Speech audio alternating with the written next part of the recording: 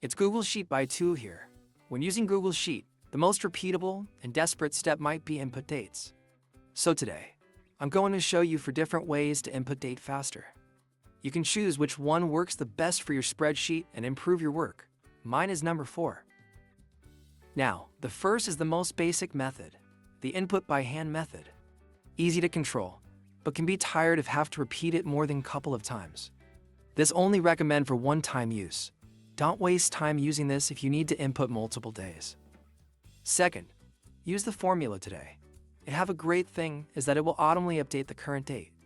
For example, today is September 27th and tomorrow it will update to tomorrow 28th.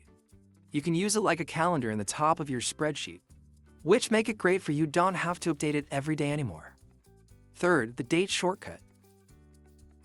You can choose today, tomorrow, and yesterday in a flash. If you want to quickly choose today, just input a date and enter twice. Best case of use is to replace the first method.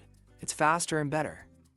The last and my favorite one, the pop-up calendar. It's easy to set up and always ready to use. Just select the date you want. For like when you want to input bunch of different days, you can select in a brief. Best case to use is when you have a fixed table with multiple columns. You can fix this date column in one place and have it ready to go forever. Now, for this to work, you need to go to Data, then Data Validation. Select Add, then choose which range you want to apply.